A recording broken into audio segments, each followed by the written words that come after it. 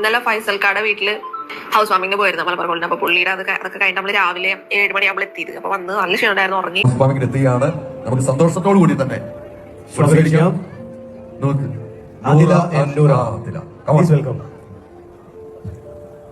എനിക്കൊന്നും പറയണ്ടേ അറിയത്തില്ല.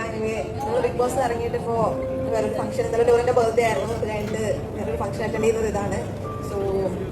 ഓൾമോസ്റ്റ് എല്ലാ മേഖലയിലുള്ള ആൾക്കാരും അവിടെ വന്നിട്ടുണ്ടായിരുന്നു. ഞങ്ങൾ വളരെയധികം നല്ല രീതിയിൽ തന്നെയാണ് ട്രീറ്റ് ചെയ്തത്. നമ്മളെ കൊണ്ട് നടന്ന ഓരോ സ്ഥലങ്ങളിൽ നമുക്ക് ത്രൂ ഔട്ട് നമ്മുടെ കൂടെ ഒരാൾ ഫുള്ള് കാണിച്ചു തരാനും എക്സ്പ്ലോർ ചെയ്യാനൊക്കെ ഒരാൾ കൂടെ ഉണ്ടായിരുന്നു. അതിലൊക്കെ ഒരുപാട് സന്തോഷം. പക്ഷേ ഇന്ന് രാവിലെ കണ്ടൊരു പോസ്റ്റ്, ഒരു FB പോസ്റ്റ് കണ്ടിരുന്നു. അതും ഇന്ന് ഞങ്ങൾ പോയ അവിടുത്തെ ഫൈസൽക്കാട് FB പോസ്റ്റ് ആയിരുന്നു. വേറെ ഒന്നല്ല, വീട്ടിൽ വിളിച്ച് വരുത്തിയിട്ട് അപമാനിക്കാന്ന് പറയില്ല, എന്നെ അല്ല, എന്റെ ഫ്രണ്ട്സിനെയാണ്. അപ്പോൾ മനുഷ്യനായിട്ട് കാണാൻ പറ്റാത്ത ആൾ ഒരിക്കലും ഫൈസൽക്കാരുടെ അടുത്ത് നിന്ന് ഞാൻ ഇത് എക്സ്പെക്ട് ചെയ്തില്ല. എനിക്ക് ഒരുപാട് ബഹുമാനവും അതുപോലെ ഒരുപാട് സ്നേഹമുള്ള ഒരു വ്യക്തി തന്നെയായിരുന്നു ഫൈസൽക്കാർ. പക്ഷേ ഫൈസൽക്കാരുടെ ഭാഗത്ത് നിന്ന് ഇങ്ങനൊരു കാര്യം വന്നതിൽ ഒരുപാട് സങ്കടമുണ്ട്. ഏറ്റവും കൗതുകകരമായ ഒരു കാഴ്ച, അതും ഞാൻ ശ്രദ്ധിച്ചത്, മോഹൻലാൽ ഇവർക്ക് അനുകൂലമായി സംസാരിച്ചതിനെ തുടർന്ന് മോഹൻലാലിനെതിരെ ഒരു ഹെയ്റ്റ് ക്യാമ്പയിൻ ഉണ്ടാകുന്നു. മോഹൻലാലിനെതിരെ ഒരു ആക്രമണം ഉണ്ടാവുകയാണ്. ചില പ്രത്യേക ഐഡികളിൽ നിന്നൊക്കെ രൂക്ഷമായ പരിഹാസവും ഒക്കെ മോഹൻലാലിനെ ഇങ്ങനെയൊന്നുമല്ല ഞങ്ങൾ ലാലേട്ടനെ പ്രതീക്ഷിച്ചത് എന്നൊക്കെ പറഞ്ഞിട്ടുള്ള ആക്രമണം. എന്താണ് ആദിലെ എന്ന് പറയും, ഞാൻ എൻ്റെ വീട്ടിലേക്ക് കൊണ്ടുപോകുന്നു, അവരെ അവിടേക്ക് ക്ഷണിക്കും എന്ന് പറഞ്ഞുകൊണ്ട് അവിടെ ഇവരെ വീട്ടിൽ കയറ്റാൻ കൊള്ളില്ല എന്ന് പറഞ്ഞ ഒരു ഇതിൻ്റെ കണ്ടസ്റ്റൻറ്റിനെ നേരിടുകയാണ് മോഹൻലാൽ. ഇങ്ങനെയാണ് ഞാൻ മനസ്സിലാക്കുന്നത് അത് കണ്ടപ്പോൾ. അപ്പോൾ ആ നിലയ്ക്കാണ് അവിടെ ഒരു സംഭവം ഉണ്ടാകുന്നു. അത് ചർച്ചയാകുമ്പോൾ നമ്മൾ വീണ്ടും ഇത് ശ്രദ്ധിച്ചു. അങ്ങനെ ആ ഒരു ഫെയിമിൽ നിൽക്കുന്ന അവരെ ഇത് ഏത് വേദിയിലേക്കും ആളുകൾ ക്ഷണിക്കും. കാരണം ബിഗ് ബോസ് കഴിഞ്ഞിറങ്ങുന്ന പലതരക്കാരെയും പല വേദികളിലും നമ്മൾ കാണാറുണ്ട്. അപ്പോൾ ഇവരെയും വേദികളിലേക്ക് ക്ഷണിക്കും. മാത്രമല്ല ഇവർക്ക് വലിയ ആ നിലയ്ക്ക് സാധാരണ ഈ പിന്നെ മുമ്പൊക്കെ ഈ miss universe, miss Kerala, miss India മത്സരം കഴിയുമ്പോൾ അടുത്ത ഒരു വർഷത്തേക്ക് ഇവർക്കൊരു വലിയ ഫെയിം കിട്ടുമല്ലോ. അതുപോലെ തന്നെയാണ് പലരും ഈ ബിഗ് ബോസ് കഴിഞ്ഞാൽ അടുത്തൊരു വർഷം ഇവർക്ക് പലതരം പരിപാടികളിലൊക്കെ പങ്കെടുക്കേണ്ട ഒരു സാഹചര്യമൊക്കെ ഉണ്ടാകുന്നുണ്ട്. ഇവന്റ് മാനേജ്മെന്റ് കമ്പനികൾ ഇവരെ വിളിച്ചുകൊണ്ട് പോകും. ഇവരെ അങ്ങനെ തന്നെ ആയിരിക്കും വിളിച്ചിട്ടുണ്ടാവുക.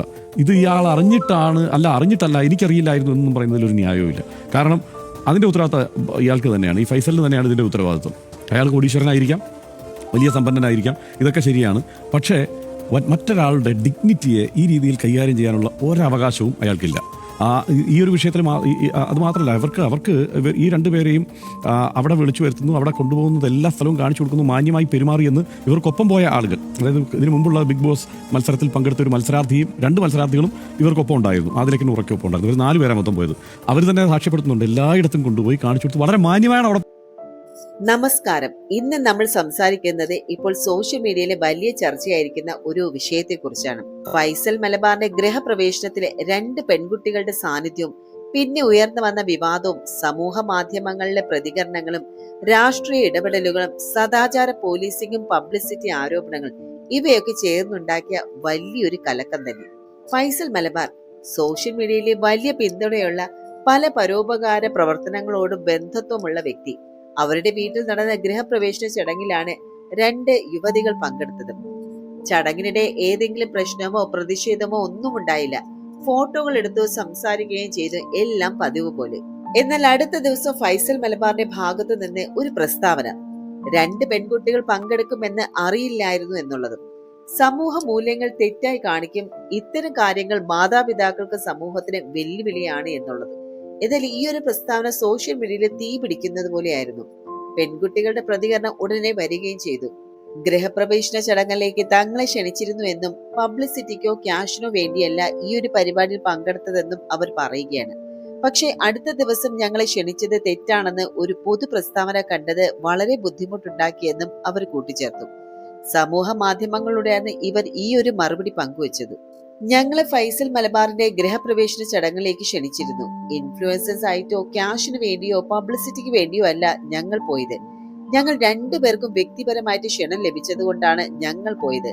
ആ പരിപാടിയിൽ എല്ലാവരും ഞങ്ങളെ ഊഷ്മളമായിട്ട് സ്വാഗതം ചെയ്തു. ഞങ്ങളുടെ പേരുകൾ വിളിച്ചു, ഫോട്ടോ എടുത്തു.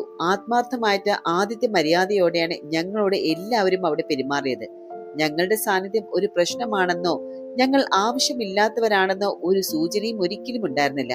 പക്ഷെ അടുത്ത ദിവസം 2 പെൺകുട്ടികളെ ക്ഷണിച്ചത് ഒരു തെറ്റാണെന്നും ഞങ്ങളെ സ്വീകരിക്കുന്ന സമൂഹത്തിന് തെറ്റായ സന്ദേശം നൽകുന്നു എന്ന് സൂചിപ്പിക്കുന്ന ഒരു പൊതു പ്രസ്താവന കണ്ടത് വളരെ നിരാശാജനകമായിരുന്നു. ഞങ്ങൾ ആരുടെയും വീട്ടിലേക്ക് ഇടിച്ചു കയറിയിട്ടില്ല. ക്ഷണിക്കപ്പെടാതെ ഞങ്ങൾ പങ്കെടുത്തിട്ടുമില്ല. ഒരു സ്ഥലത്തെയും വ്യക്തിയെയും ഞങ്ങൾ അനാദരിച്ചിട്ടുമില്ല. ഞങ്ങൾ 2 പേരും മനുഷ്യരാണെന്ന് തെളിയിച്ചു. അന്തസ്സോട് ജീവിക്കുന്നു. ഞങ്ങളെ വേദനിപ്പിച്ച ആ ഒരു ഫേസ്ബുക്ക് പോസ്റ്റ് നീക്കം ചെയ്യുകയും പുതിയത് പോസ്റ്റ് ചെയ്യുകയും ചെയ്തു. ആ തിരുത്തലിനെ ഞങ്ങൾ അഭിനന്ദിക്കുന്നു. ഇതെല്ലാവരെയും ഒരു ലളിതമായ സത്യം ഓർമ്മിപ്പിക്കുമെന്ന് ഞങ്ങൾ പ്രതീക്ഷിക്കുന്നു. ഇതായിരുന്നു ആദില നൂറ കുറിച്ചതും. AK ഫൈസലിന്റെ ഗൃഹപ്രവേശന ചടങ്ങിൽ നിരവധി താരങ്ങൾക്കൊപ്പം ആദിലയ്ക്കും നൂറയ്ക്കും ക്ഷണം ലഭിച്ചിട്ടുണ്ടായിരുന്നു. ഇവരുടെ ചിത്രങ്ങളും വീഡിയോകളും സോഷ്യൽ മീഡിയയിൽ പ്രചരിച്ചിരുന്നു. പിന്നാലെ ഇരുവരും പങ്കെടുത്തത് തന്റെ അറിവോടെയല്ല എന്ന് പറഞ്ഞ് ഫൈസലും രംഗത്തെത്തിയിരുന്നു. എന്നാൽ ഇപ്പോൾ തന്റെ ഗൃഹപ്രവേശന ചടങ്ങുമായി ബന്ധപ്പെട്ട് സോഷ്യൽ മീഡിയയിൽ ഉണ്ടായ തെറ്റിദ്ധാരണകളും വിവാദങ്ങളും ഒരിക്കലും തന്റെ ഉദ്ദേശത്തിൽ ഉണ്ടായിരുന്നില്ല എന്നും ഫൈസൽ പറയുകയാണ്. അവരെ വേദനിപ്പിക്കാനുള്ള ഉദ്ദേശം ഉണ്ടായിരുന്നില്ല എന്നും അവരുടെ വ്യക്തി സ്വാതന്ത്ര്യവും അവകാശവും പൂർണ്ണമായിട്ട് ബഹുമാനിക്കുന്നുവെന്ന് ഫൈസൽ ഫേസ്ബുക്കിലെ അതിനുശേഷം കുറിച്ചിരുന്നു. എന്തായാലും ഈ ഒരു വിഷയം സോഷ്യൽ മീഡിയയിൽ വലിയ രീതിയിൽ ചർച്ചയാവുകയാണ്. ഫൈസൽ മലബാറിന്റെ ഗൃഹപ്രവേശനത്തിലെ 2 പെൺകുട്ടികളുടെ സാന്നിധ്യം, പിന്നെ ഉയർന്ന വിവാദങ്ങളും സമൂഹ മാധ്യമങ്ങളിലെ പ്രതികരണങ്ങൾ, രാഷ്ട്രീയ ഇടപെടലുകൾ, സദാചാര പോലീസിംഗ്, പബ്ലിസിറ്റി ആരോപണങ്ങൾ, എന്തായാലും സോഷ്യൽ മീഡിയയിൽ ഈ ഒരു വിഷയം പൊട്ടിത്തെറിച്ചിരിക്കുകയാണ്. ഈ ഒരു സംഭവം ഒരു സാധാരണ പാർട്ടി ക്ഷണം മാത്രമല്ല, അതല്ല മെയിൻ പ്രശ്നം.